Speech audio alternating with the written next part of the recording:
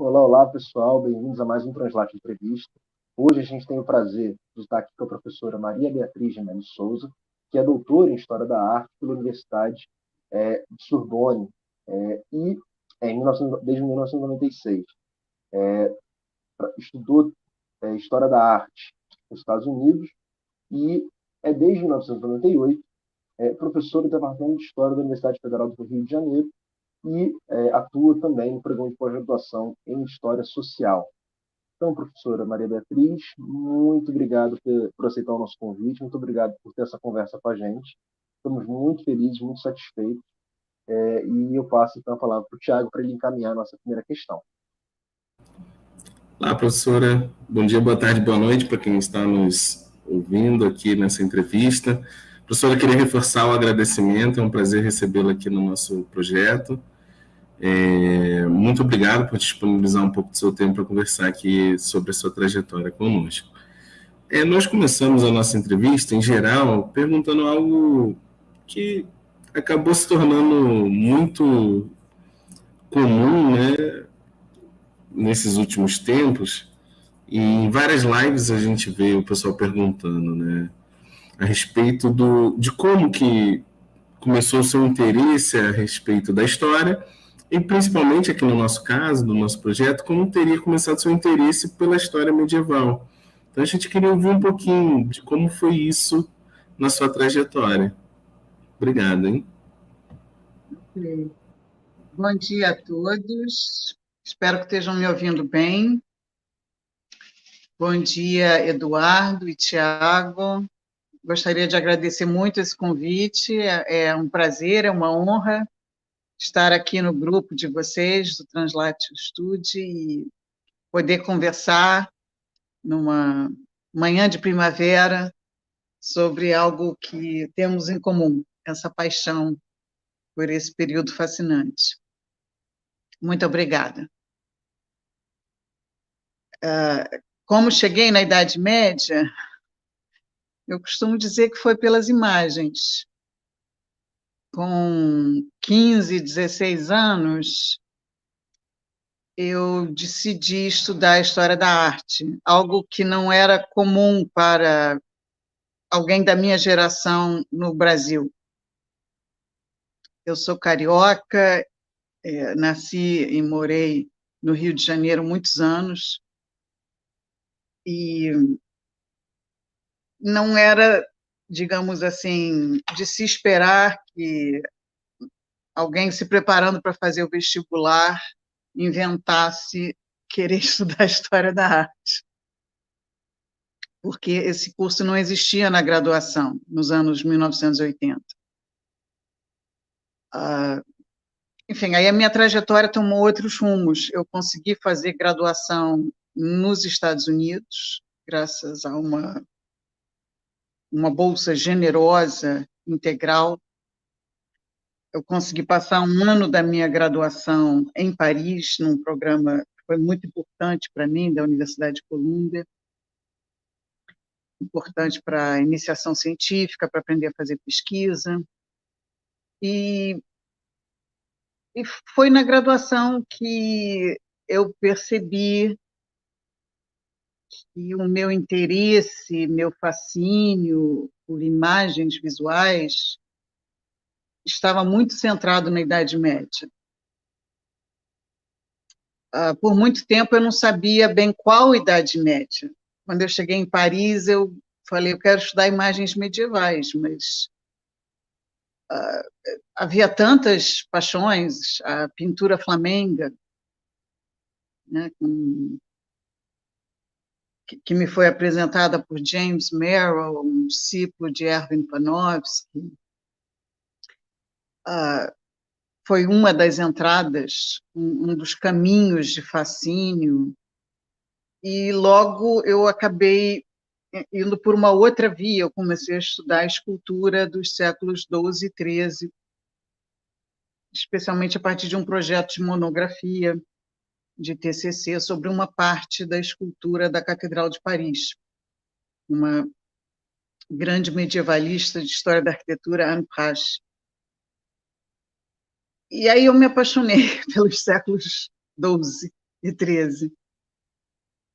Eu, eu não me considero... A minha primeira identidade não é dizer eu sou medievalista. A minha primeira identidade profissional é afirmar que eu sou uma historiadora da arte. Com a historiografia atual, muitos falam em história das imagens e não história da arte, mas por uma questão de convenção internacional, eu acabo me identificando assim. Eu sou uma historiadora da arte e há muitos anos eu trabalho entre os séculos XII e XV. Esse período não cessa de me fascinar. É um pouco esse o início de uma longa trajetória. Obrigado, professora. De fato, uma trajetória fascinante e pouco comum, né, nos anos 80, poder acessar bolsas nos Estados Unidos, conseguir ir para Paris. De fato, é uma trajetória bastante interessante e que claramente marcou a maneira como você se aproximou do campo. Então, obrigado por compartilhar com a gente. Então, você já começou falando um pouquinho sobre essa vinculação, né, com os séculos XII até o século XV, com todo o interesse de pesquisa que começa lá com o TCC, você foi mencionando um pouquinho assim essas pitadinhas de informação para a gente. A gente queria então te pedir para fazer um apanhado um pouco mais integral do que foram os seus interesses de investigação, né? E, enfim, bom, o que você pesquisou ao longo da sua trajetória? Então, você falou lá da Catedral de Paris, das esculturas, no TCC, mas como é que foi o doutorado? Como é que foi chegar no tema do doutorado? Enfim, compartilha com a gente, se puder, por favor. Ok, obrigada pela pergunta. A gente sempre corre o risco de falar demais quando fala dos seus próprios objetos de pesquisa. Porque... Aqui não existe falar demais. Aqui não existe falar demais, professora. Ok, porque para fazer pesquisa é preciso uma paixão, né, para vencer os obstáculos. Então, uma das minhas primeiras paixões foi, como eu estava tentando dizer, a escultura que foi produzida na Catedral de Paris, no entorno da região parisiense, na Île-de-France, em vários canteiros de obras onde provavelmente houve um certo intercâmbio entre artistas, também entre teólogos, e eu queria muito aprofundar isso, né? Eu queria passar até mais do que 2 anos pesquisando na minha experiência de graduação. Tive uma experiência muito feliz, e apesar de eu trabalhar, a princípio, como historiadora da arquitetura, ela me motivou muito para trabalhar com arte figurativa, que é algo que faz muita diferença no campo da cultura visual, cultura material. E me motivou também para, enfim, tentar resolver algumas questões que vinculavam a iconografia cristã, não só com o próprio século XII, com figuras como Bernardo de Claraval, mas também com até mesmo a história merovingia, rei Dagoberto e outros. São Marcelo, bispo de Paris na Alta Idade Média. Então, eu consegui... Estar em Paris foi extremamente importante, porque para o historiador das imagens, também para o historiador ou a historiadora da arquitetura, ter contato com o objeto estudado é absolutamente fundamental. A gente acaba trabalhando com fotos para comparar esse objeto com outros objetos, mas pelo menos o objeto principal de estudo é muito importante conhecê-lo com proximidade, com tempo, com possibilidade de examinar os detalhes, de visitar muitas vezes. Como é bem sabido, a Catedral de Paris é dedicada a Nossa Senhora, Notre-Dame. E eu acabei enveredando muito para o estudo não só da iconografia cristã, que me fascinava, me fascina ainda, mas também para o estudo de imagens marianas. Havia várias questões que eu queria entender melhor nesse percurso. E como é que eu vou tentar pular essa fase sem falar demais? Eu tive 3 anos, mais ou menos, de experiência de docência depois da graduação. Senti que era um momento de aprofundar outras experiências, outros projetos, e comecei a pensar em doutorado. E aí veio uma dúvida fundamental para a minha carreira, que era, será que eu volto a estudar nos Estados Unidos, onde eu já tive felicidade de ter uma bolsa integral, onde os meios de estudo eram muito facilitados, né? Como acesso aos professores e acesso às bibliotecas, poder levar livros para casa. Ou será que eu tento voltar para a Europa, onde a gente consegue ver a Idade Média não só nos museus, mas também nas ruas, né, nos monumentos, né, entrar num espaço medieval. Isso me marcou também porque eu estava tentando dizer isso. Eu estudei numa pequena faculdade no estado do Maine, Bates College, é uma instituição de ensino superior muito moldada na tradição das liberal arts colleges, ou seja, uma tradição que é medieval, e que era uma instituição pequena, muito bem cotada em qualquer ranking de instituições de ensino superior nos Estados Unidos. Bates está sempre muito bem. Mas eu tive essa experiência feliz de ter minha bolsa transferida para a sede da Universidade de Colômbia em Paris. A sede principal de Colômbia, como sabem, fica em Nova York, mas em Paris, desde mesmo antes dos anos 80, já havia essa proposta de facilitar estudantes dos Estados Unidos na França, que quisessem cursar disciplinas, começar a iniciação científica como eu, passar por uma espécie de defesa de monografia que eu tive, isso tudo. Enfim, eu acabei optando por Paris de novo, né? Eu tenho essa paixão com a cidade, a história da arte, a história da arquitetura. Eu entendo que passa muito pela história das cidades. Isso talvez seja a influência do Georges Duby, que eu tive a felicidade de assistir muitas vezes no Collège de France.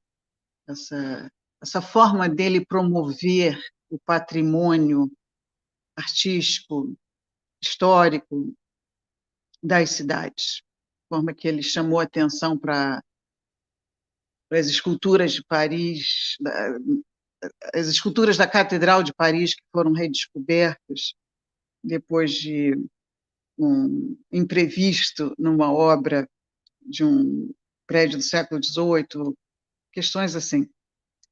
Enfim, eu voltei para Paris e em Paris eu acabei estudando um tema que é bastante polêmico na iconografia, na história da arte, na história da teologia. Eu estudei o tema da chamada Imaculada Conceição da Virgem Maria, que só se tornou dogma no século XIX, mas que aparece na teologia, nas práticas cristãs e nas imagens desde pelo menos o século XII.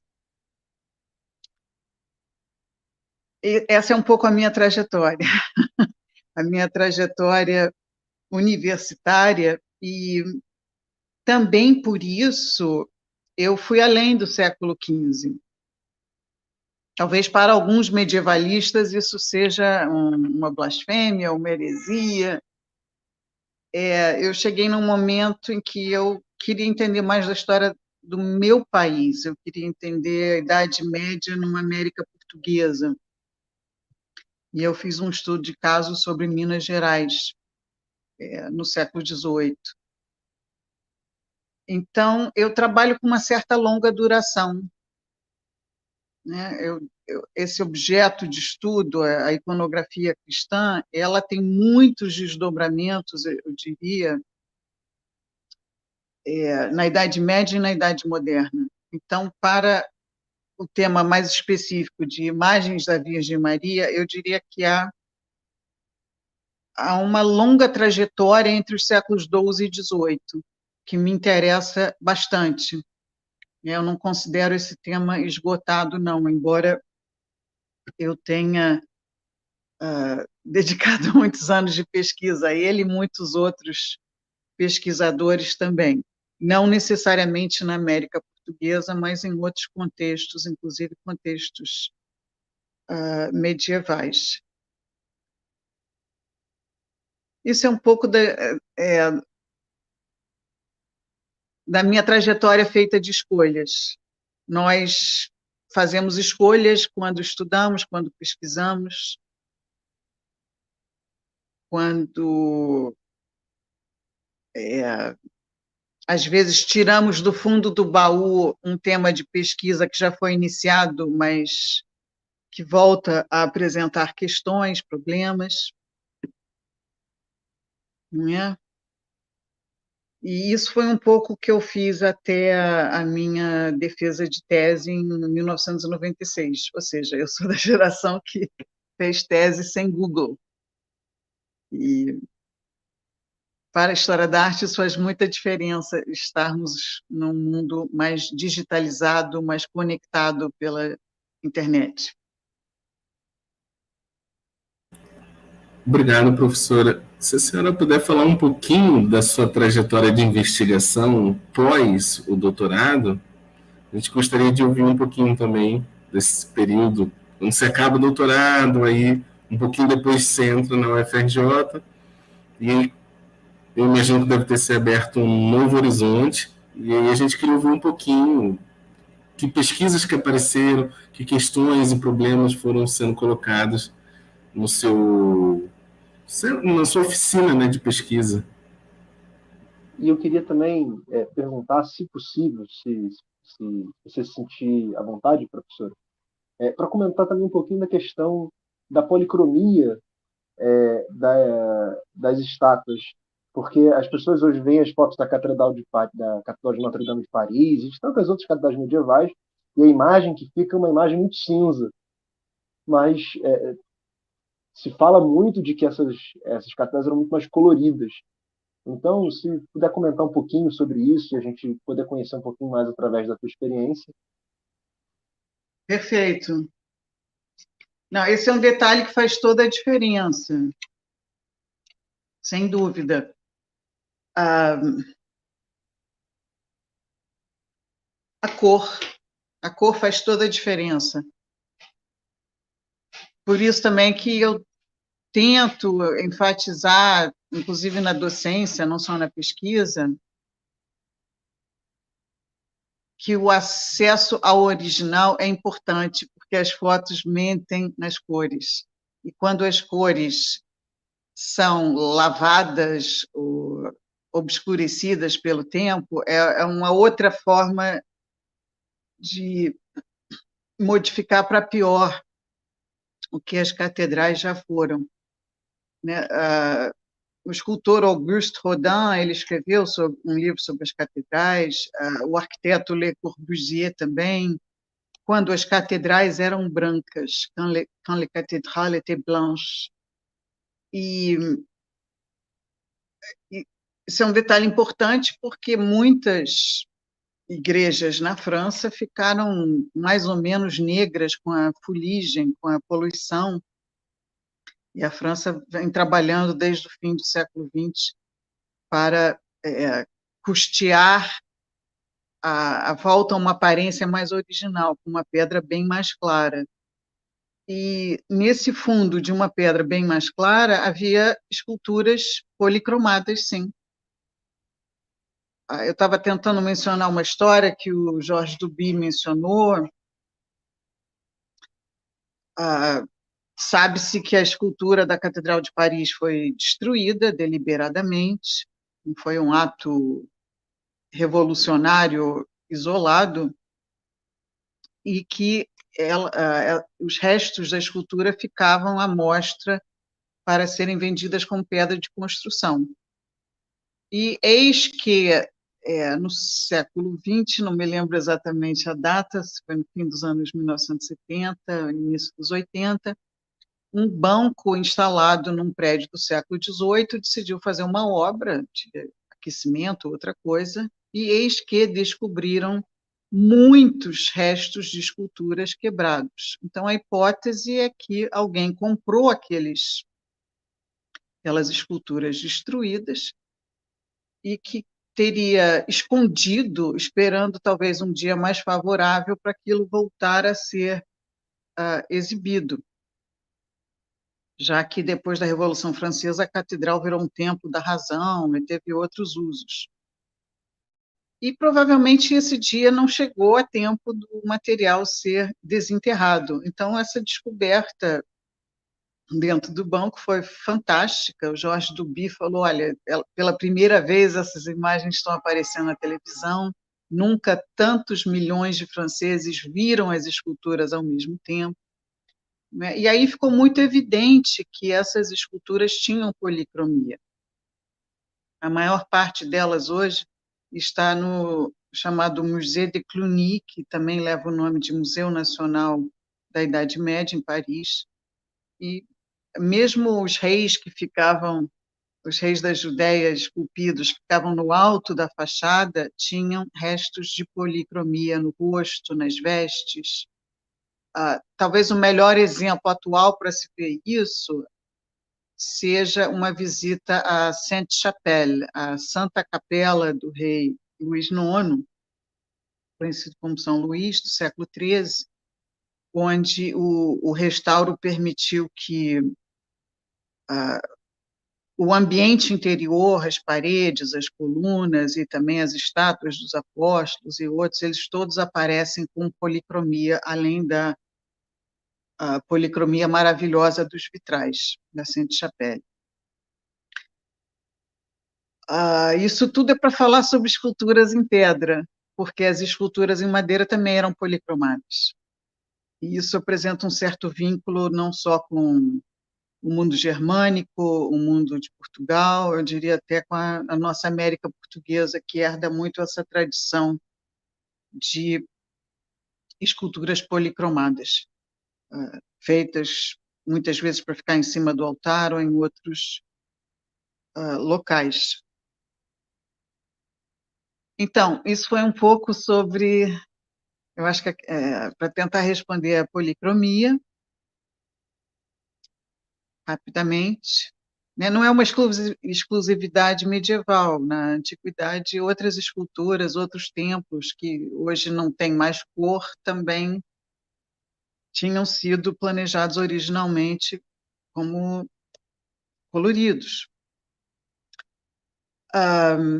Estou falando muito de escultura, né? É algo que eu sempre curti muito, como eu venho dizendo, não só visitando catedrais, mas também visitando o Louvre, visitando acervos que foram deslocados dos seus lugares de origem. E quando eu terminei o doutorado, eu fiquei com a impressão de, eu não vou fazer mais do mesmo. Tem gente que monta seu projeto de pesquisa como se fosse mais um desdobramento daquilo que havia feito durante anos. E eu pensei, não, eu quero mudar um pouco o foco, mas eu quero trabalhar com fontes primárias, como eu já falei, com acesso visual fácil a essas fontes. E aí eu acabei montando um projeto de uma certa longa duração para trabalhar com livros ilustrados que estão atualmente na nossa Biblioteca Nacional E muitos, para não dizer todos, esses livros, muitos são provenientes da chamada Real Biblioteca Portuguesa, uma biblioteca que teve uma trajetória muito inusitada, porque, apesar de ter sido riquíssima, riquíssima durante o período de Dom João V, com inúmeras aquisições extremamente importantes, a biblioteca e o palácio sofreram uma destruição quase total com o terremoto, o tsunami de 1755. Não é? Depois, as tentativas de refazer uma biblioteca foram diversas, houve até uma história de um incêndio também na estadia da família real no Palácio da Ajuda, enfim, mas aquilo que se convencionou chamar de Real Biblioteca Portuguesa, mais ou menos em 1808, foi o que veio para o Rio de Janeiro. Eu dou graças a Deus que não voltou para Lisboa, que não foi transferido para Brasília, e eu tento, com um pequeno grupo de pesquisadores, conhecer melhor manuscritos com iluminuras, sobretudo o gênero de livro muito importante chamado livro de horas, ou seja, livro de horas canônicas de oração, e outros livros, muitas vezes, que são impressos, como a importante coleção de quase 170 estampas feitas por Albrecht Dürer, que é considerado o maior artista germânico de todos os tempos. Então, esse tem sido um projeto, assim, não é o único, mas eu diria que é o de mais longa duração nesse período de voltar a morar no Rio de Janeiro, de trabalhar na UFRJ, de explorar um pouco os arquivos da cidade. Obrigado, professora. A gente, então, você comentou rapidamente, né, que entre a graduação e o doutorado você teve uma atuação docente, você está há muitos anos já na UFRJ, mas se a gente acompanha a sua trajetória no currículo, né, se a gente dá uma olhada no Lattes, a gente viu que a senhora trabalhou na EBA, trabalhou na UFOP, trabalhou na PUC. Então, assim, uma trajetória docente muito, muito interessante, muito rica, e que certamente deu oportunidade de conhecer e de pensar muito sobre o que significa ensinar, seja a história da arte, né, que foi o que aparentemente você trabalhou mais antes da UFRJ, e a questão do ensino de Idade Média a partir do seu ingresso na UFRJ em 1998. Então, assim, o que a gente queria perguntar é como é que foi a sua trajetória docente, né? E aí, se puder também incluir a atuação na pós-graduação, com as orientações, com as teses, dissertações, com as bancas, enfim, todo esse conjunto que corresponde à sua trajetória docente, a gente queria muito conhecer, queria muito poder acompanhar através do seu relato pessoal. Ok, obrigada. Sim, eu gosto de ensinar, gosto muito de ensinar, gosto muito de orientar pesquisas. Não me considero uma professora pop. Às vezes eu até brinco, eu conto essa historinha. Havia uma turma cheia de alunos na sala errada. Esses alunos achavam que estavam inscritos numa disciplina que era, eu acho que, sobre o cinema na ditadura. E, em geral, eu tenho turmas pequenas que estão dispostas a estudar livros medievais. Então, nesse sentido que eu digo, eu não me considero uma professora pop, porque no Brasil, muitas vezes, é o século XX ou XXI que são mais valorizados, inclusive para história da arte, inclusive entre jovens. Não é fácil ensinar a história da arte no Brasil. não sei se é mais fácil para grandes professores como Luiz Marques, Jorge Colli, Luciano Migliaccio, Jens Baumgarten, colegas muito queridos na cidade, no estado de São Paulo. Mas uma das dificuldades que eu encontro é que os alunos na graduação e mesmo na pós não vêm muitas vezes com uma facilidade de leitura em línguas estrangeiras. E isso faz muita falta porque a tradução não é o forte do Brasil, tradução de livros. Eu já peguei, sei lá, um exemplo banal. O livro que o Jorge Duby acabou publicando como O Tempo das Catedrais e que tem assinado por José Saramago na tradução, tem erros terríveis de tradução. Até mesmo as datas são trocadas, equivocadas. Muitas partes são omitidas. Esse não é o único exemplo. Não quer dizer que seja sempre assim. Eu já me dei o trabalho de comparar a tradução do São Bernardo e Arte Cisterciense em francês e pela Martins Fontes, é uma tradução primorosa. Mas isso tudo é para dizer que muitas vezes aquilo que o aluno não tem acesso em língua portuguesa é algo que não vai ser facilmente explorado. E isso é uma grande limitação até para planejar uma disciplina. Isso vale dizer também para estudar livros medievais. Eu tenho uma coleção razoável de livros em inglês e francês, que eu leio mais facilmente do que castelhano ou italiano, mas eu tenho pouquíssima bibliografia sobre livros medievais em língua portuguesa.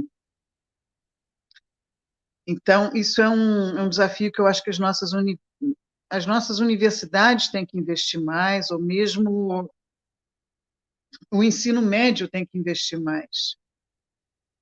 Melhorar a capacidade de leitura em línguas estrangeiras, a facilidade para isso, e, por outro lado, oferecer mais oficinas de redação para quem quer fazer monografia, dissertação, tese. Esse é um outro desafio importante.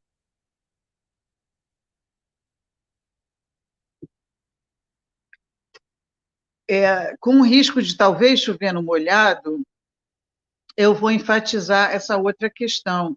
No Brasil, em muitos meios de departamento ou institutos de história, a história da arte é vista como uma espécie de, quem sabe, uma disciplina auxiliar, como se fosse a numismática ou a demografia histórica, alguma outra assim. E, às vezes, eu tenho até dificuldade de alertar os colegas que isso é um tremendo equívoco. Desde 1844, existe um curso de graduação em História da Arte em Berlim. Muitos alemães, fugindo da Segunda Guerra Mundial, foram para os Estados Unidos, incrementaram muito o estudo da medievalística nos Estados Unidos. Por exemplo, Erwin Panofsky, Adolf Katzenellenbogen, Kitzinger e tantos outros. E isso cria também um diferencial entre o nosso país e a América do Norte. Então,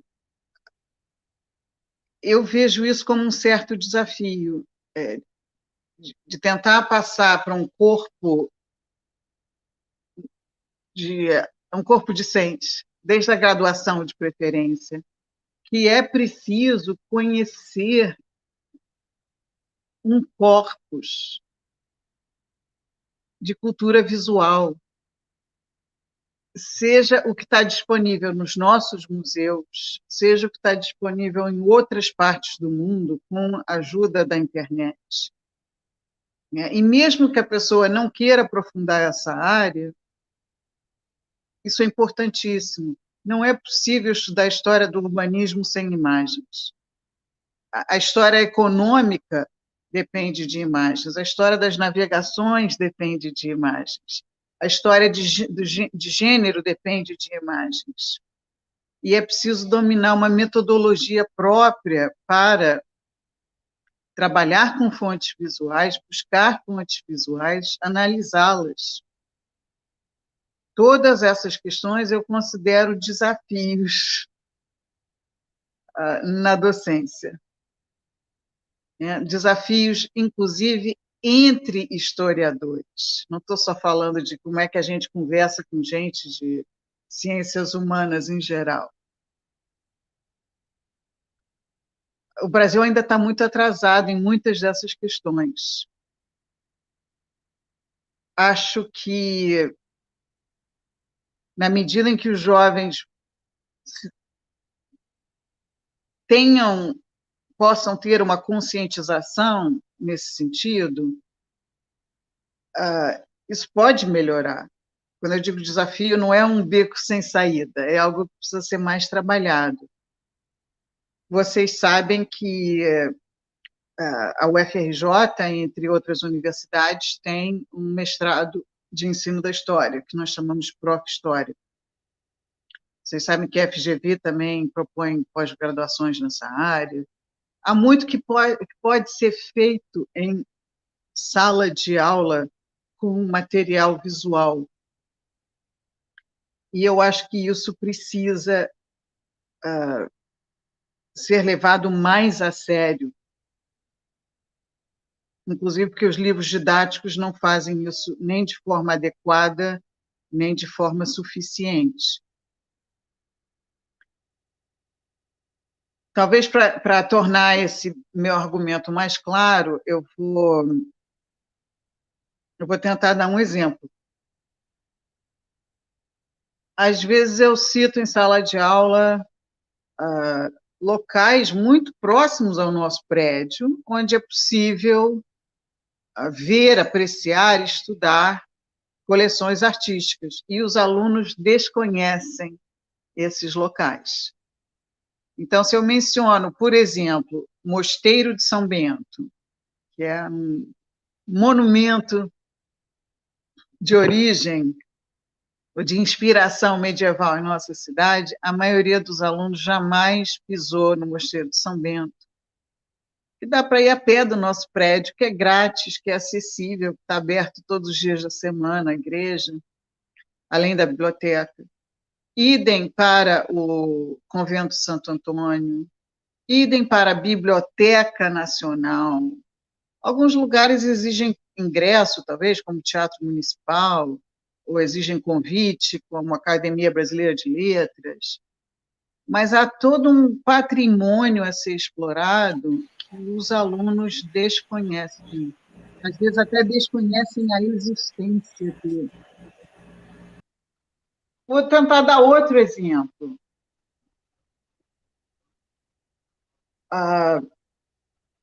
Houve uma época em que,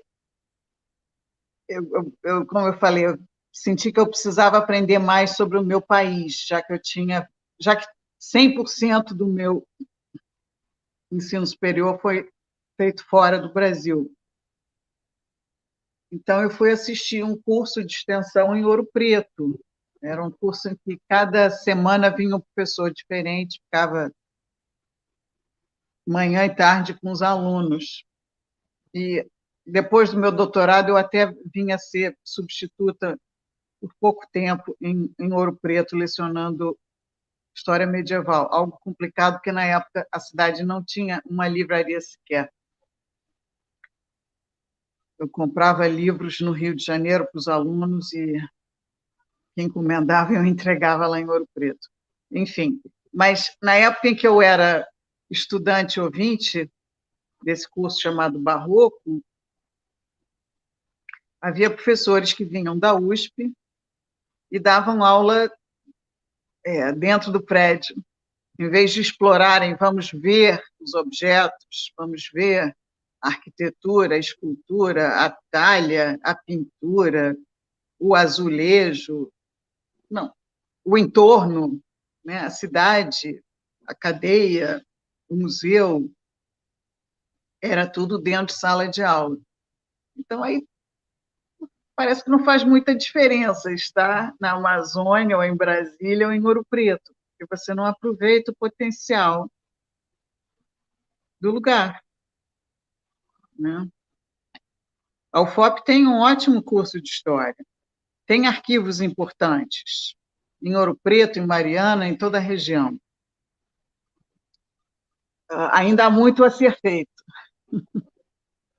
Apesar dos colegas mineiros se dedicarem muito, ainda há muito a ser feito.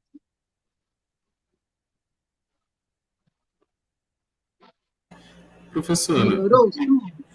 melhorou, Tá melhorou. ótimo, tá ótimo. Ótimo. Aproveitando que você estava fazendo uma reflexão a respeito dessas dificuldades do processo de ensino-aprendizagem no ensino superior, uma questão que tem aparecido nos últimos anos, desde dos grandes embates da BNCC, é a validade da história medieval, né? Por que estudar história medieval no Brasil voltou a ser uma pergunta muito colocada, inclusive por colegas de departamento nossos. E aí, uma pergunta que a gente gostaria de fazer é se há uma função social dos medievalistas no Brasil, né? Por que seria importante estudar história medieval nessa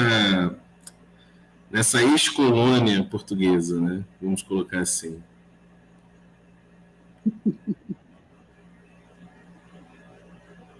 Porque nós não precisamos ser apenas brasileiros, nós podemos ser cidadãos do mundo. Quem é brasileiro não precisa estudar apenas o Brasil, quem é carioca não precisa estudar apenas a história do Rio de Janeiro. Enfim, essa pergunta é tão grande que eu até tenho dificuldade de começar a respondê-la. Mas eu já li um estudo sobre a Inglaterra, de como pessoas que estudam a alta Idade Média podem enriquecer suas carreiras, até mesmo quando acabam indo para a área de business, de administração. Nós temos uma ideia muito estreita de que fazer história é acabar numa sala de aula com um salário muito ruim, como enquadramento profissional, como se os diplomatas não precisassem aprender história, os teólogos não precisassem, os juristas não precisassem. Nossas questões são muito vinculadas não apenas à cultura cristã,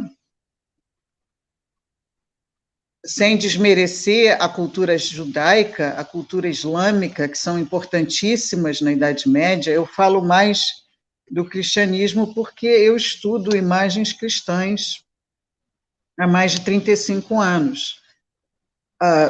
Mas não só isso, nossas instituições são medievais. Nossos tribunais, nossas universidades, nossas ordens terceiras que ainda funcionam no Brasil, irmandades, guildas, corporações. O Brasil é cheio de instituições vinculadas à Santa Casa da Misericórdia, que é uma instituição medieval e que não é só um lugar, digamos, de práticas religiosas, é um lugar que incluía o hospital, as práticas ditas da misericórdia, sei lá, se são 13, uma série de cemitérios no Rio de Janeiro. Nós somos muito medievais e não temos consciência disso. Em inúmeros aspectos.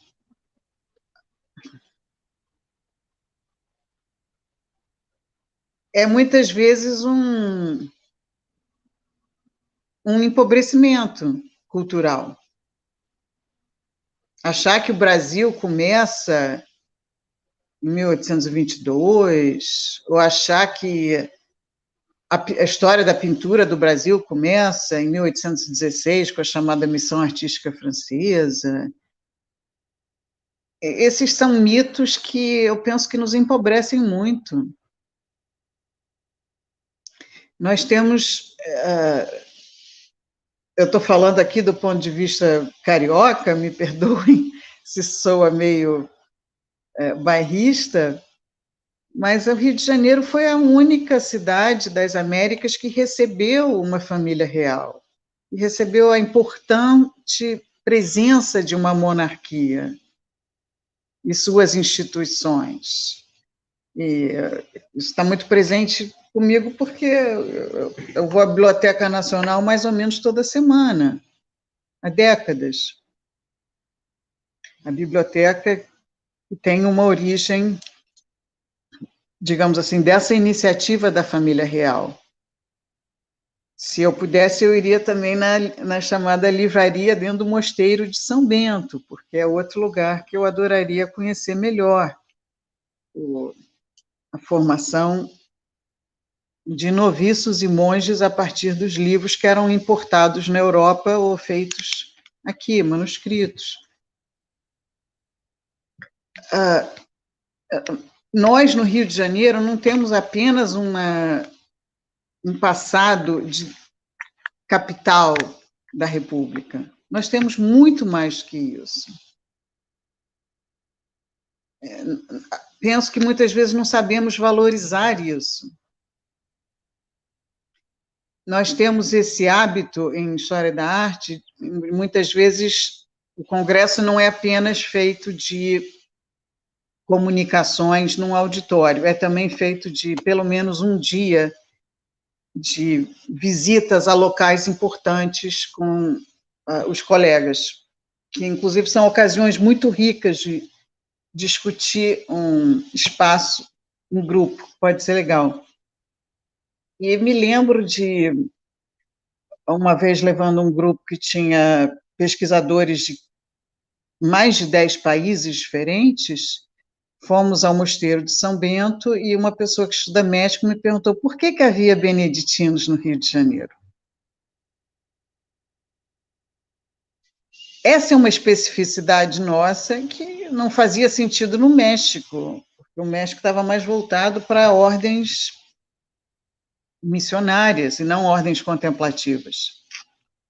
Eu penso que muitas vezes nós não nos damos conta do quanto que o Rio de Janeiro é especial como herdeiro, de certa forma, de práticas medievais.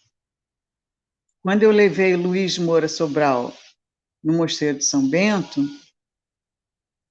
para quem não conhece, Luiz foi um grande especialista de pintura e cultura barroca em geral.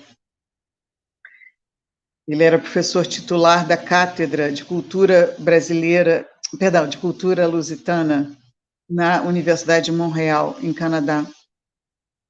E ele faleceu há poucos meses. Quando eu estive com ele no Mosteiro de São Bento, foi a primeira vez que ele entrou na Igreja Beneditina do Rio, ele me disse: Beatriz, não temos nada igual em Portugal. E eu respondi: não, mas a Igreja dos Franciscanos no Porto. Ele falou: é posterior. E eu tentei pensar o que poderia ter sido Portugal antes de 1700, ou melhor, o que teria sido Lisboa antes de 1755, para fazer uma comparação importante, quem sabe, com o nosso São Bento. Mas aquele comentário do Moura Sobral, para mim, foi importante, né? O Rio de Janeiro tem uma elaboração em cima da Idade Média que é bastante singular e que não está explorada ainda devidamente. Meus colegas que estudam escravidão e que são excelentes pesquisadores já exploraram os arquivos, por exemplo, dos beneditinos. Os historiadores da arte, nem tanto. Nem necessariamente os historiadores da religião, das práticas cristãs. Então, desculpe, eu estou me alongando aqui. Eu penso que há tantas razões para estudar a Idade Média no Brasil e no Rio de Janeiro, que é até difícil sintetizar isso.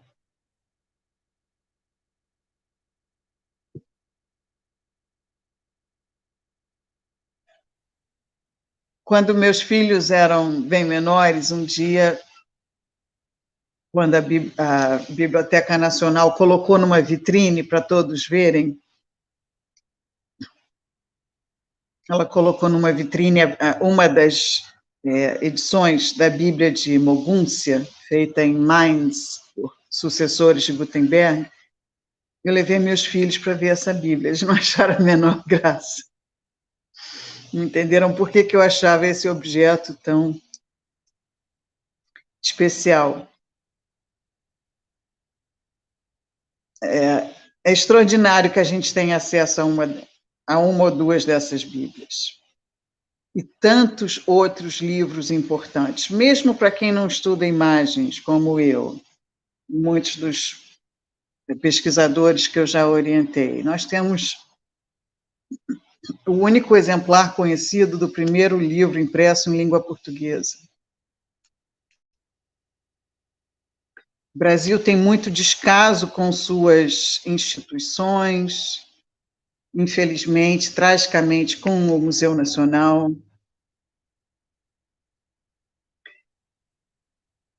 Nós precisamos trabalhar mais a conscientização desses acervos, sejam eles de fontes primárias textuais, fontes primárias materiais, tantas outras que podem ajudar os brasileiros a entenderem sua identidade. Não estou querendo de forma alguma desrespeitar a importância da cultura africana, das culturas africanas, melhor dizendo. Nós já tivemos excelente aula magna nesse sentido no nosso Instituto de História. Não estou querendo desmerecer de forma alguma a contribuição dos povos nativos. Mas eu estou tentando enfatizar o quanto que nós somos medievais no melhor sentido da palavra. Seja na música, nas crenças, nas práticas dentro e fora da igreja, dentro e fora da corte, dentro e fora do tribunal, da universidade, de outras instituições. Nós somos medievais e eu acho que isso é um legado muito bonito. Posso ir lá? Pode. Professora, obrigado pela resposta à questão da função social dos medievalistas no Brasil. Como a gente tem tido até agora, são muitas questões para reflexão, são muitas questões para a gente pensar. E essa conversa que a gente vem tendo, né, você comentou muito sobre algumas particularidades da experiência brasileira, algumas particularidades da experiência do Rio de Janeiro, em específico. E aí isso traz a gente para uma questão que para nós é bastante importante nessa conversa, de entender um pouco como você vê as especificidades da nossa produção brasileira, ou, se você preferir, da produção carioca em história medieval, e, sobretudo, como é que você percebe como é que você percebe a nossa produção em relação à produção europeia? Existiria uma especificidade da produção brasileira ou não? Ela é uma produção que no seu desenvolvimento da história medieval brasileira, ela já não tem nenhuma distinção tangível em relação à produção europeia. Como é que você avalia essa questão?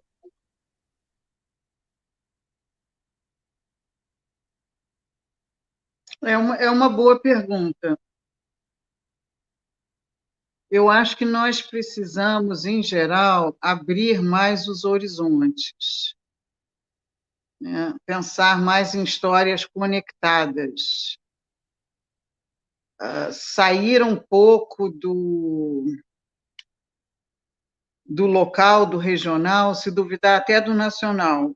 Vou tentar explicar o que eu estou me referindo com 2 exemplos. Há poucos anos atrás, nossa colega Marieta, professora emérita da UFRJ, Marieta de Moraes Figueira, ela convidou o pesquisador Christophe Charles, de Paris, para dar uma palestra por ocasião da tradução do livro dele no Brasil. E na palestra, Christophe Charles explicou, com termos até estatísticos, como é comum os franceses estudarem a história da França, os ingleses estudarem a história da Inglaterra, e por aí vai. E também em âmbito regional, não apenas em âmbito nacional. Eu penso que nós, brasileiros, temos que não só ir além da história do Brasil, ou da história da nossa cidade, da nossa região, mas ter mais interlocução com autores do exterior, sejam eles da Argentina, ou dos Estados Unidos, ou do Canadá, ou da Bélgica, ou da Inglaterra, ou da Itália, etc. Né? De várias formas possíveis. Como eu estou um pouco centrada num interesse assim sobre iluminuras, para quem não sabe, iluminuras é o termo medieval, desde pelo menos o século XI, que era dado para pinturas feitas em livros manuscritos. O grupo de iluminuras tem feito isso de várias formas.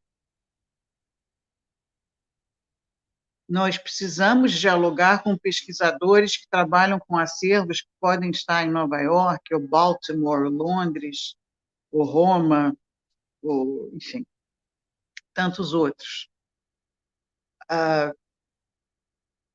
Eu não tenho acompanhado de perto os encontros da ABREM, todas as produções importantes da ABREM, então eu não me sinto à vontade para falar de uma especificidade do que seria quem estuda a história militar da Idade Média no Brasil, a história política, a história, às vezes, até social.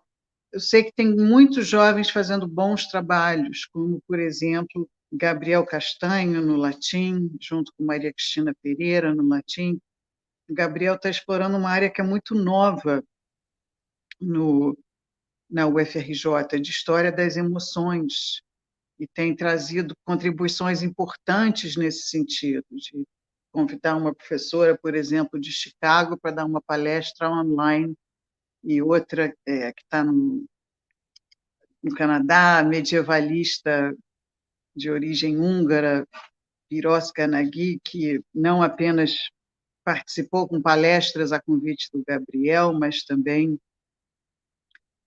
deu uma palestra presencial na nossa UFRJ. Eu penso que todas essas iniciativas são muito válidas para um diálogo. Eu acho que a gente tem que sair um pouco de pensar apenas no sentido de qual é a produção historiográfica ou de brasileiros ou no Brasil. Ainda há muito a ser feito, sem dúvida, né? Mesmo dentro de áreas mais tradicionais, como, por exemplo, história da Igreja medieval. Nosso querido colega Francisco José se aposentou, deixou muitos orientandos que também trabalham nessa área, às vezes também enveredando para a história da Igreja em outros períodos, não apenas o medieval, e talvez fica uma provocação assim que a gente tem que talvez estreitar mais os laços com Portugal. Eu fiz pesquisa em Portugal várias vezes durante a minha tese de doutorado. Depois isso se tornou mais difícil por vários motivos.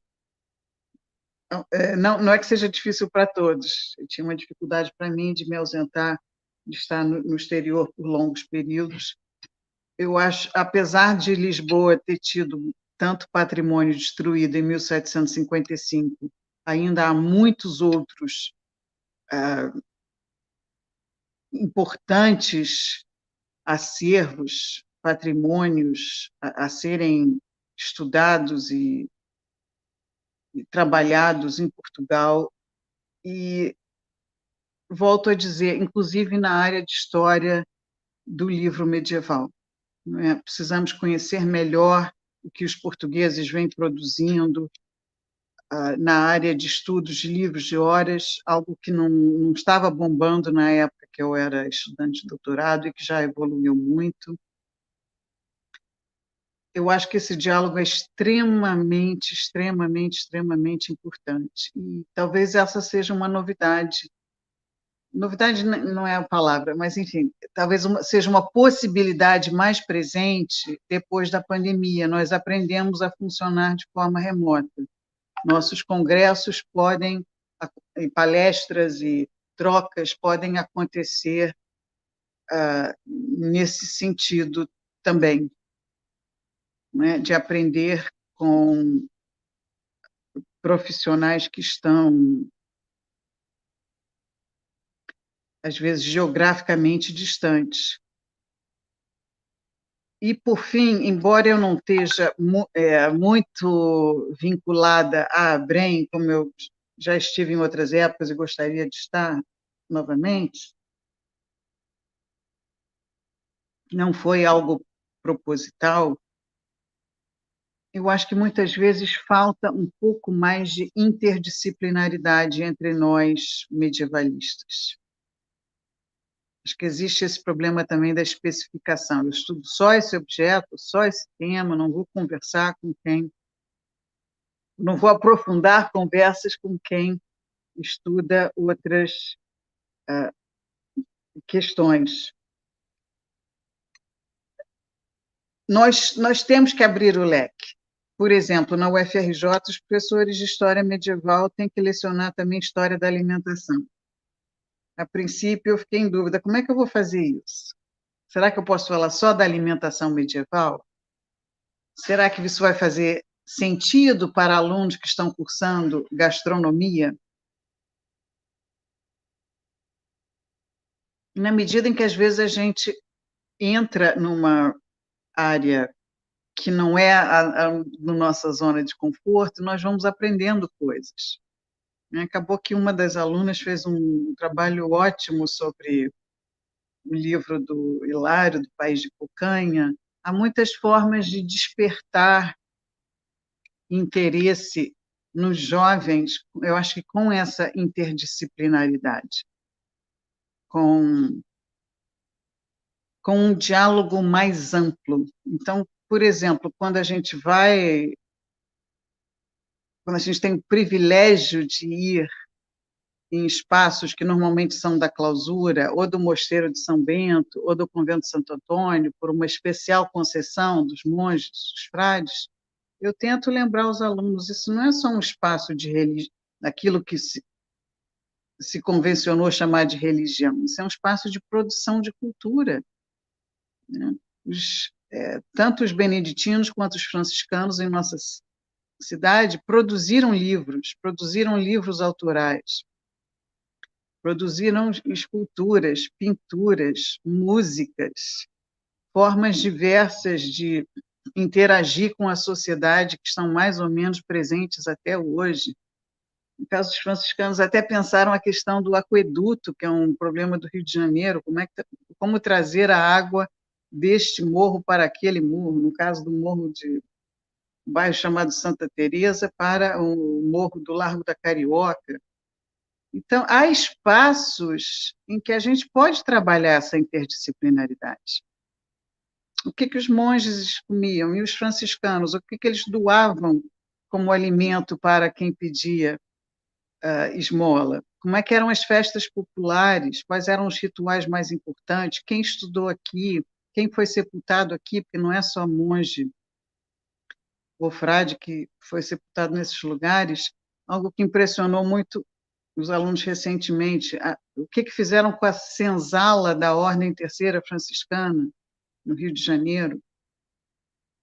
Como é que esse espaço foi apropriado de uma forma muito equivocada? Precisamos fazer mais essas pontes, eu acho. Acho que isso pode ser um objeto de interesse e de aprendizado.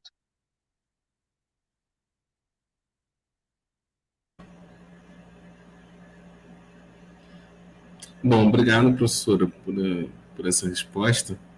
Eu acho que o final da sua fala acaba nos encaminhando uma pergunta que a gente também pensou em te fazer, que é como é que você avalia os graus de interação entre os medievalistas e os historiadores da arte, né? Aproveitando que a gente está falando de interdisciplinaridade, como é que você vê essa relação entre os medievalistas e os historiadores da arte?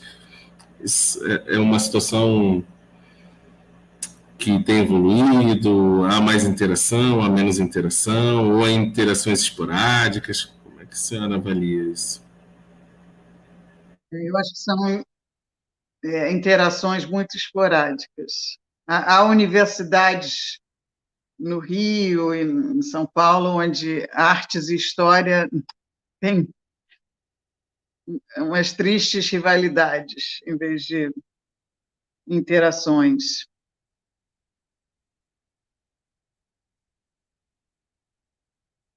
Isso, no fundo, é uma bobagem, né? O problema é, às vezes, talvez no caso de história da arte,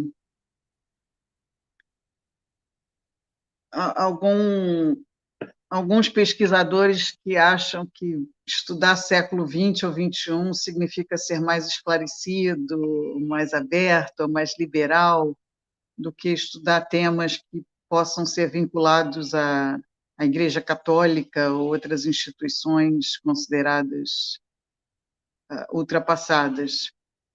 E isso é um grande equívoco. Vou tentar dar alguns exemplos. Há poucos anos atrás, a convite da Maria Eurídice Ribeiro e outras professoras da UNB, nós assistimos uma palestra fascinante que comparava o interior de igrejas românicas com as chamadas instalações do artista contemporâneo vivo Ernesto Neto.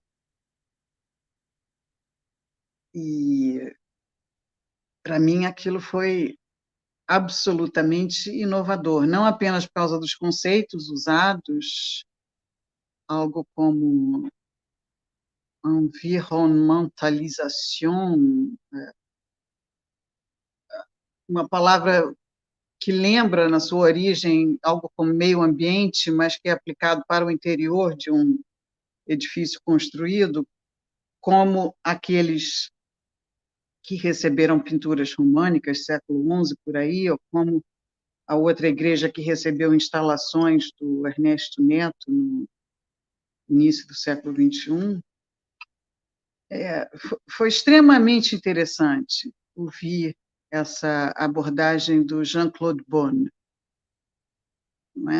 que não é, de forma alguma, nem imperativo, nem necessário manter a chamada arte medieval numa gaveta e a chamada arte contemporânea em outra gaveta. E há muitos que fazem isso, com efeito. O Sérgio Brusinski é capaz de mencionar numa mesma palestra um poema de Camões e um filme sobre ficção científica, como Matrix.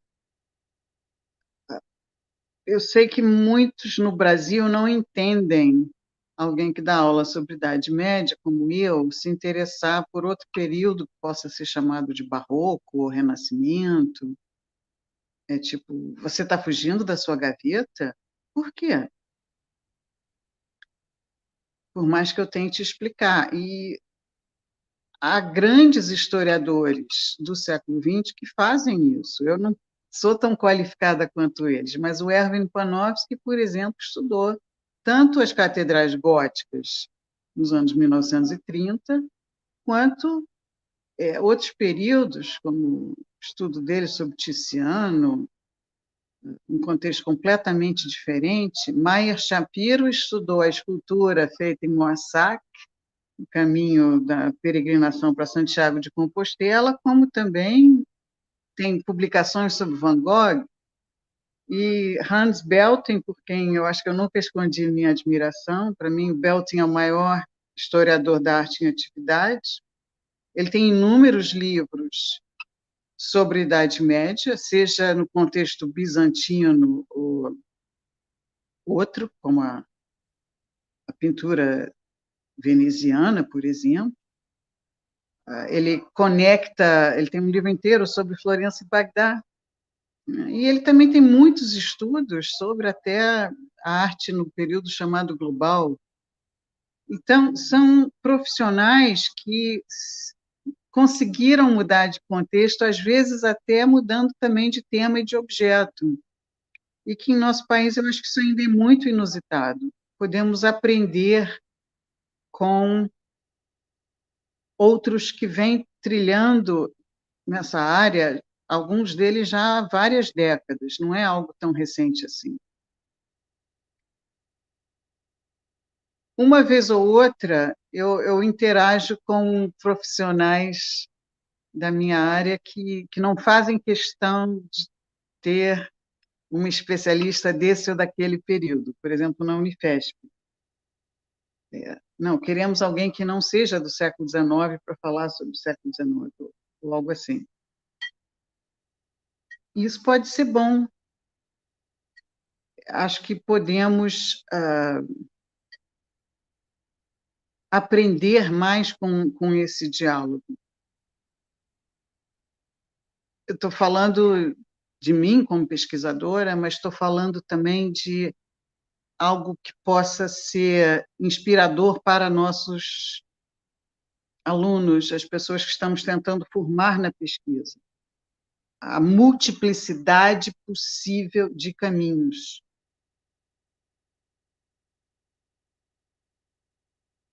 De perguntas. É claro que muitos, quando começam a pesquisa, têm perguntas em excesso, e não é viável tentar abordar todas elas. Mas algumas dessas perguntas podem ficar para inspirar um futuro próximo, né? Uma outra etapa de pesquisa. E isso pode ser enriquecedor.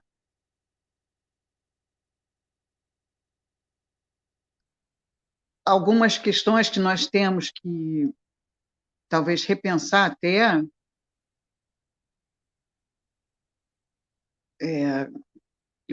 isso me vem à mente agora mesmo, enquanto eu falo com vocês, é o quanto que no Brasil nós ainda aprofundamos pouco um passado medieval islâmico.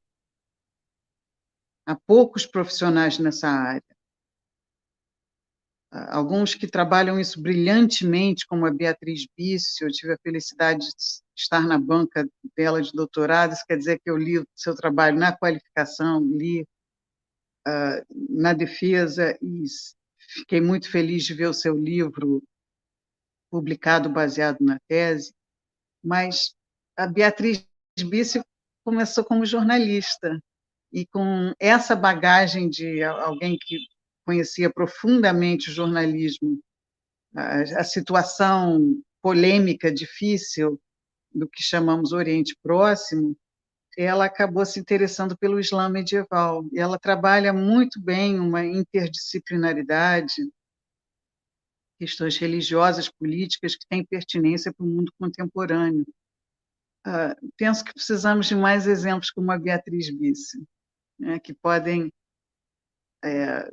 trazer à tona o Islã medieval tem uma realidade que é fascinante e algumas dessas questões estão ainda acesas no mundo contemporâneo, de forma mais ou menos pacífica ou até polêmica.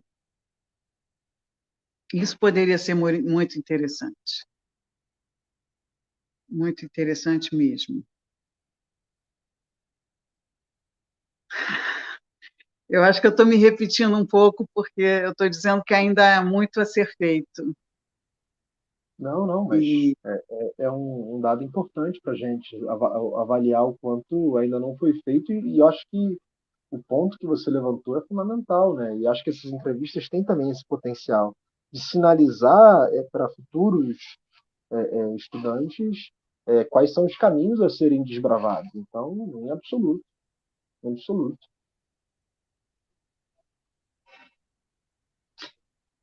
Eu tive um orientando Hum, que na UFRJ, que quando ele se interessou por livros medievais, no nosso grupinho de pesquisa, ele estava fazendo uma disciplina que tem que ver com teoria, metodologia e formulação de um projeto de pesquisa.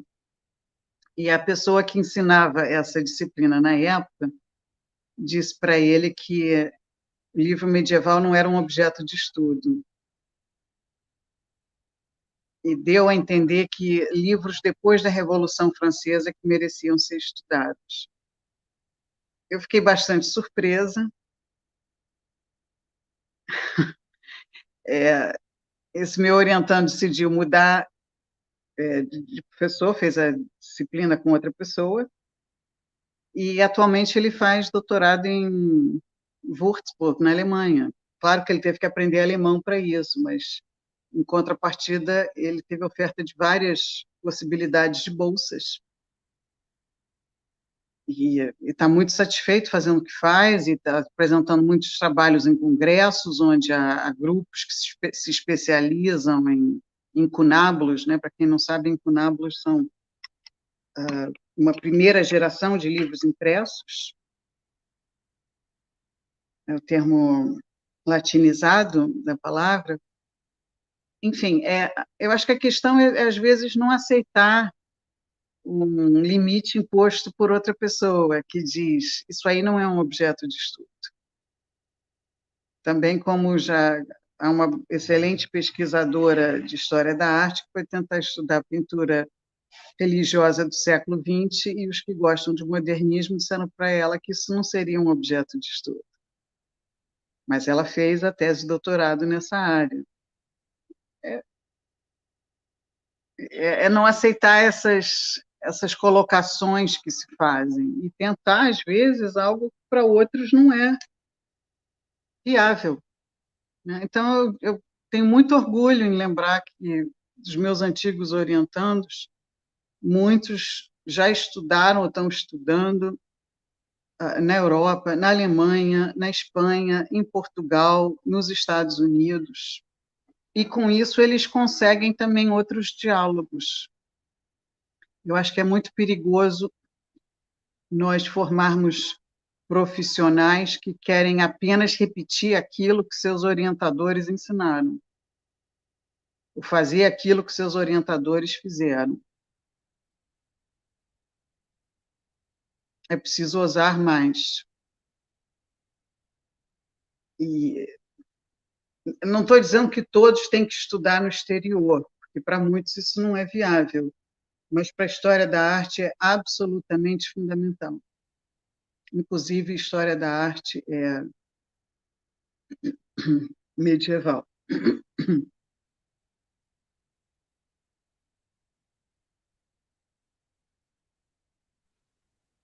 Obrigado, professora.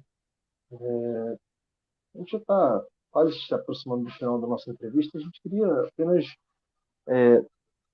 fazer uma última pergunta antes da nossa derradeira anedota, que é perguntar para você um pouco como é que foi a construção da área de História Medieval na UFRJ. Como é que foi esse processo? Como é que foi a sua chegada na universidade? Como é que foi a integração nesse departamento, agora instituto. Enfim, comentar um pouco para a gente como é que foi esse processo de construção da área.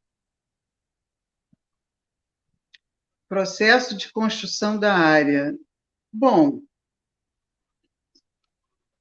eu sou atualmente uma das mais antigas, mas há outras professoras que estão lá há mais tempo do que eu, que foram orientandas, a professora Marisol Guerra, penso que é esse o sobrenome dela.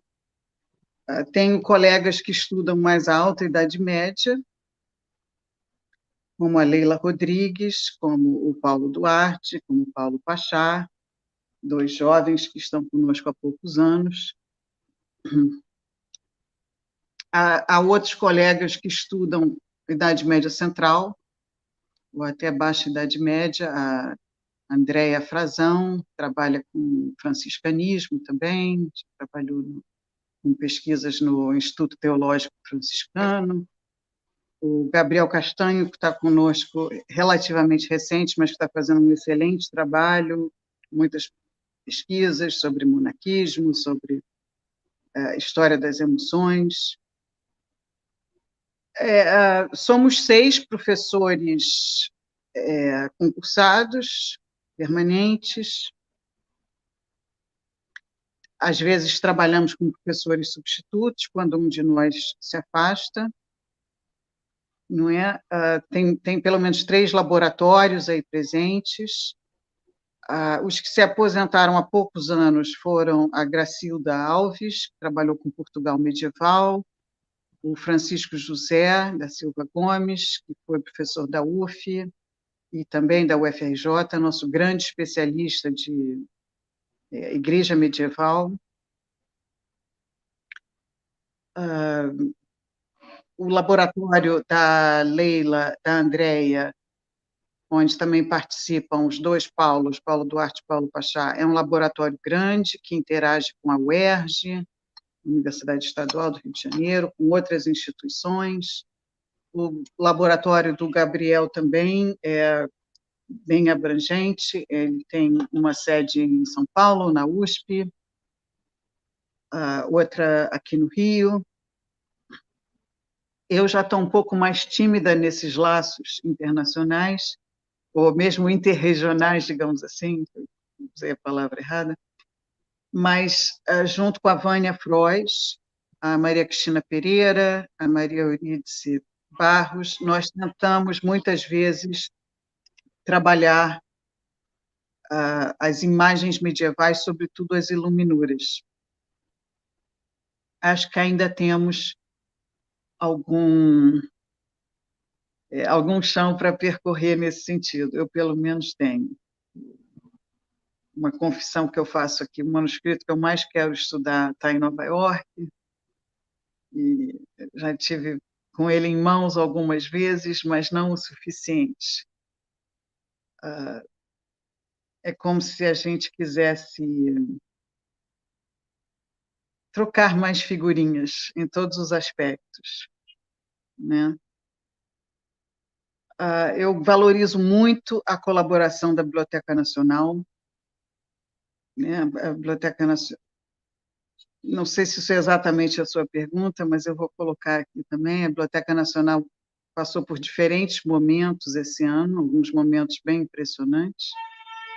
Por exemplo, um colega importante meu da Academia Brasileira de Letras recusou um prêmio merecido.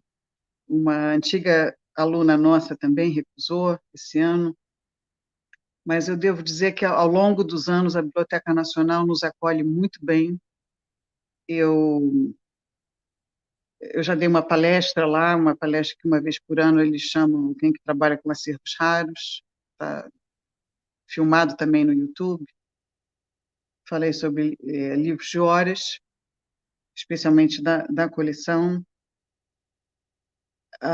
O setor de manuscritos teve uma pessoa fantástica na chefia, a Vera Failati, que fez mestrado nessa área, fez um estágio em Paris, que estudou codicologia, estudou com François Avril, publicou sua sua dissertação de mestrado na forma de livro, gentilmente convidou o François Avril para escrever um pequeno texto, me convidou para escrever um outro texto.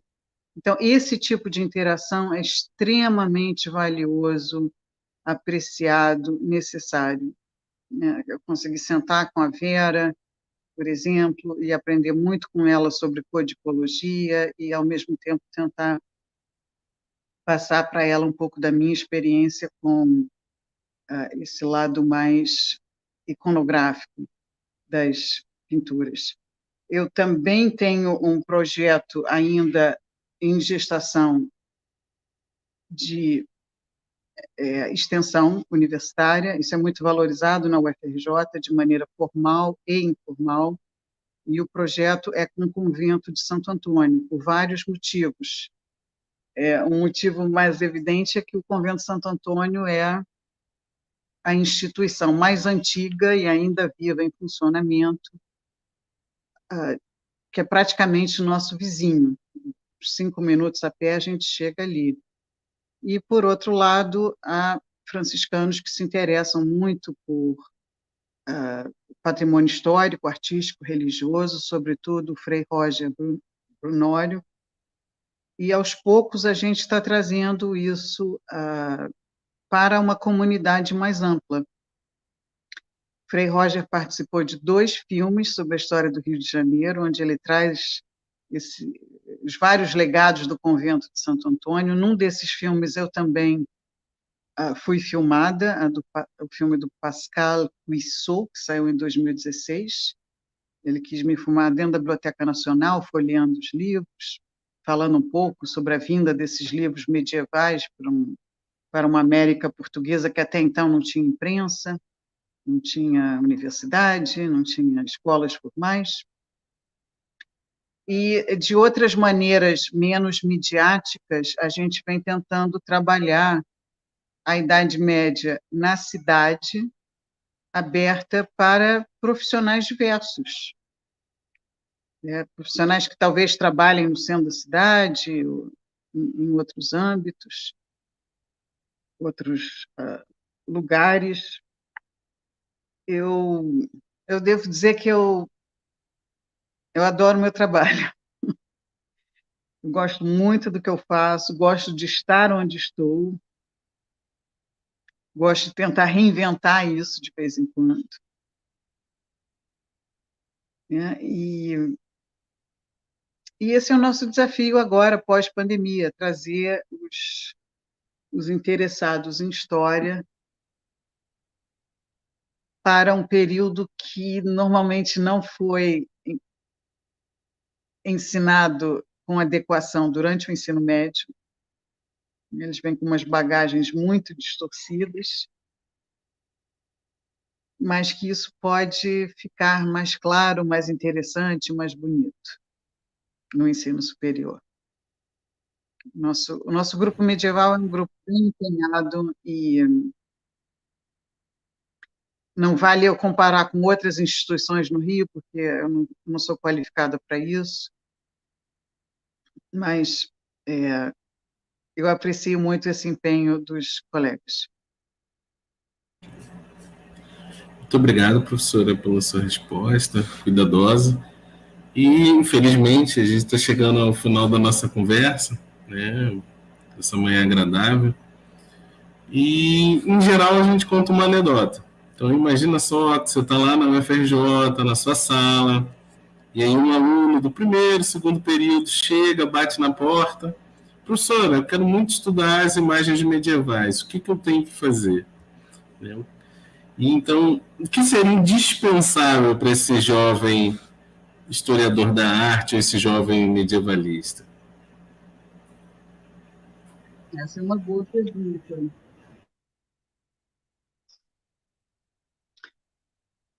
A primeira coisa, eu acho que, como diria, aliás, como escreveu Ernst Gombrich, um importante historiador da arte austríaco, século XX, é aprender a abrir os olhos. Quando nós tentamos enxergar não só o que está na tela do celular,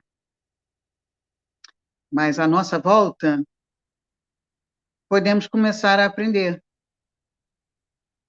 Nós temos a felicidade de estar num chamado Largo de São Francisco de Paula, e nossas aulas são pautadas durante a aula, tem uma badalada de sinos, quando a gente termina a aula ao meio-dia, tem a badalada de muitos sinos, porque é a hora da missa. Então, abrir os olhos, mas também abrir os ouvidos. Já tivemos aqui no Rio uma estação de rádio que tocava muitas músicas medievais, Opus 90, se bem me lembro, era o nome. Atualmente, eu só conheço a Rádio MEC, mas eu gosto de ouvir a Áurea Música, porque eles tocam muitas músicas medievais a partir das 6 da manhã. Então, são pequenas práticas que podem, aos poucos, transportar os alunos para outros ambientes.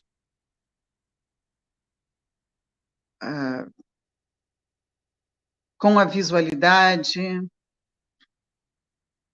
com a música, com o tocar um livro medieval. Vários me dizem, é a primeira vez que estamos vendo uma fonte primária, professor. Não é simplesmente lendo uma fonte primária traduzida, é vendo um papel ou um pergaminho antigo. E se a biblioteca permitisse, tocando nele. Essas questões são muito importantes. Durante o ensino remoto, eu tentava começar todas as aulas com música medieval, que, em geral, não é bem conhecida. O Museu dos Cloisters, em Nova York, faz isso.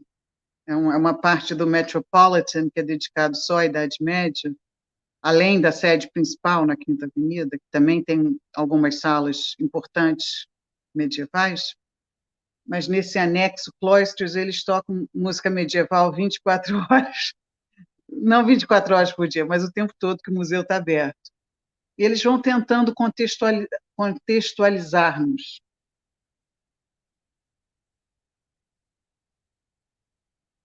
Isso, por um lado, é um desafio, porque no Rio de Janeiro não é possível entrar numa igreja gótica, nem românica, nem bizantina. Mas, em outros aspectos, a gente vai tentando abrir novas portas e janelas. E, às vezes, até lembrá-los, com a internet, vocês têm chances de estudo que outras gerações, inclusive a minha, não tinham quando éramos jovens.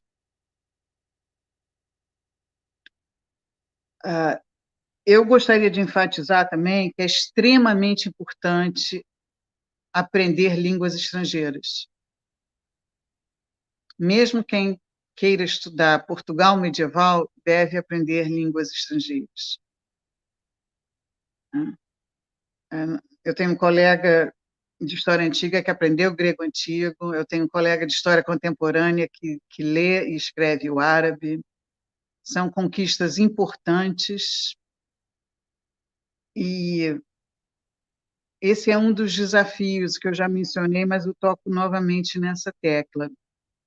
Na medida em que os alunos possam avançar, não só na leitura castelhano, por exemplo, mas de francês, inglês, por que não? Alemão, latim, eles não ficam reféns das traduções. Já dependemos de traduções para muitas fontes primárias, não é legal ter que depender delas também para fontes secundárias. E eu gosto de lembrar o seguinte, por mais que o Brasil esteja em crise, ainda é possível, é necessário, é importante estudar. Estudar no Brasil, estudar no exterior, há muitas oportunidades de bolsas.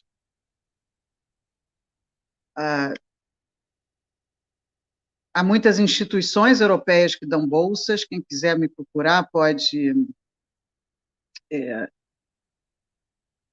me mandar um e-mail, a gente agenda uma reunião virtual, posso falar mais sobre isso. Há até bancos que dão bolsas de estudo, como o Banco Santander, por exemplo. Inclusive para quem não é cidadão de outro país, para quem é apenas cidadão brasileiro como eu. Então, o esforço feito numa graduação pode valer a pena num intercâmbio ou numa pós. Isso, né? Eu fiz isso na minha carreira. Eu aprendi o francês. O inglês não, porque o inglês eu aprendi na primeira infância. Eu sou tecnicamente bilíngue. Mas o francês eu tive que ralar para aprender. E eu consegui escrever mais de 700 páginas de uma tese de doutorado em francês, que me disseram na banca, a gente até esquece que você não é francófona, porque o seu francês flui bem. Então, eu fiz isso, Francisco José fez isso, Gabriel Castanho fez isso, o colega de História Antiga, David Gaia, fez isso. Os alunos também podem fazer. Requer empenho, requer disciplina, mas é possível. E isso pode abrir muitas portas e portas valiosas, importantes. Como eu mencionei, todos esses meus antigos orientandos estudando no exterior estão estudando com bolsa, seja na Itália, na Espanha, na Alemanha, nos Estados Unidos. Não é porque eles ganharam na loteria, nem porque são gênios. São pessoas esforçadas com um foco. Então, eu fico muito feliz que alguém queira, quem sabe, bater na minha porta e falar assim. Pois é, eu já tive uma aluna que me falou, Beatriz, eu quero estudar iluminuras otonianas. Eu falei, opa, ok, vamos ver qual é a bibliografia possível em português. Não é um objeto dos mais comuns para quem estuda iluminuras. Mas, enfim, vamos em frente. Eu desejo também muita boa sorte, como se diz na França, boa coragem para vocês, para o Translatio Studi. Quero agradecer a paciência, inclusive, de ver o meu currículo Lattes, que está super defasado por falha minha, falha técnica, mas, sobretudo, falha humana. E, na medida do possível, quero motivar quem quiser estudar objetos, temas, abordagens de um período medieval que pode ser muito fascinante. Muito obrigado, professora. Muito obrigado, Beatriz. Foi uma conversa muito agradável nessa manhã de primavera, como o Thiago já falou, como você disse no princípio. Então, a gente só pode agradecer a sua disponibilidade, o seu tempo aqui com a gente. Foi muito enriquecedor, eu vivo dizendo isso. Eu e o Thiago, a gente aprende muito com essas entrevistas. É sempre uma experiência enriquecedora. E aqui a gente quer reforçar esse agradecimento e perguntar se você quer dar um até logo, deixar um beijo, assim, falar, mãe, não estou na Globo, mas estou no Translatio. Não sei, você fica à vontade. Gostaria de encontrar vocês, virtualmente ou presencialmente. Não sei qual é a melhor ocasião para isso. Vocês serão bem-vindos na UFRJ, tá? Quando puderem vir nos visitar.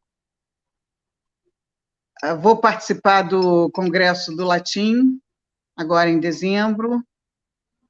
Vou participar de um outro em Portugal, mas também só de forma online. Eu estou falando isso porque eu também não sei quando é que a gente vai ter o prazer de se encontrar presencialmente. Mas eu quero motivar vocês jovens a continuarem. Eu acho que a melhor coisa que aconteceu comigo, ou que pôde continuar a acontecer comigo durante a pandemia, foi poder estudar, poder ler, às vezes poder dar uma aula mesmo com câmeras ainda fechadas.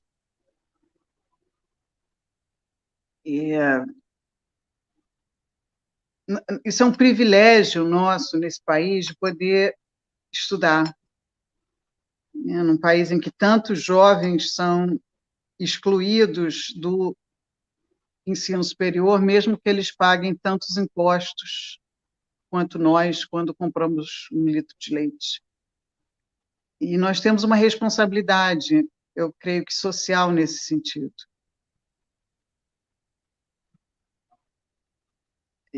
Uma responsabilidade que se pode, enfim, pode se desdobrar de inúmeras maneiras. Talvez vocês queiram pensar isso nos projetos de extensão de vocês. Como é que vocês, jovens, podem fazer uma diferença no ensino? Desde a primeira vez que eu participei de um congresso, eu ouvi, por exemplo, de um funcionário de museu, que bom que eu ouvi isso, eu trabalho com esse tipo de acervo e eu não sabia nada disso que você falou. Como eu mencionei mais cedo, nós, professores de medieval da UFRJ, lecionamos também História da Alimentação. E lá no Convento Santo Antônio há uma tradição de que eles chamam pão dos pobres. Qualquer um que pede alimento recebe alimento na portaria, e na festa do Santo Padroeiro Antônio, eles distribuem pão para qualquer um que queira pegar. Tem uma imensa cesta de pão para os fiéis ou turistas que visitam. Os alunos de História da Alimentação quiseram participar do projeto de extensão. Eu nunca tinha pensado nisso a priori. O que eu pensava era, os franciscanos têm uma horta própria, têm um pomar próprio, antigamente eles podiam produzir seus próprios alimentos. Agora podemos pensar talvez de uma forma mais ampla. O que significa o franciscanismo na cidade em 2022? Então, quero encorajar vocês a continuarem. A alimentação é um tema que perpassa a nossa universidade, porque durante muitos anos o nosso prédio não tinha bandejão. Não tinha nem almoço nem jantar a preços simbólicos, e agora tem. A alimentação chega, a alimentação às vezes é consumida, às vezes ela é jogada fora. A universidade também é uma instituição complexa a ser pensada. A UFRJ era responsável pelo Museu Nacional, Federal da Bahia é responsável por um museu maravilhoso de arte sacra. Tem tantas formas de atuação dentro da universidade, dentro das nossas instituições, laboratórios, museus, bibliotecas. Quero encorajar vocês a pensarem nisso. O Brasil vai melhorar. Nós veremos dias melhores. Vocês têm uma bela responsabilidade nas mãos e contam com nossos votos de confiança para continuar isso na atuação de vocês. Bom, perfeito, professora. Com essas palavras, não tem mais o que dizer, só se despedir do público que teve a paciência de nos acompanhar até esse momento e dizer que a gente se encontra no próximo Translatio Entrevista, e aqueles que quiserem saber um pouquinho mais da professora Beatriz, aqui embaixo a gente vai deixar algumas informações, vamos conectar também com o link da palestra que ela falou, colocar aqui, lembrando a palestra da Biblioteca Nacional que foi comentada, colocar o link aqui embaixo, para que vocês possam também acessar esse material. E a gente se vê em breve no próximo Translate Entrevista. Muito obrigado, pessoal. Até mais. Valeu, pessoal. E lembrando que a gente tem que marcar um café lá na Manon, com a professora Beatriz, tá? Depois a gente pode fazer um café irlandês, se ela topar. Não tem problema nenhum. Professora, mais uma vez, muito obrigado. Pessoal, até logo, até o próximo Translate Entrevista. Muito obrigada, Eduardo e Thiago. Um abraço a todos do Translate Entrevista.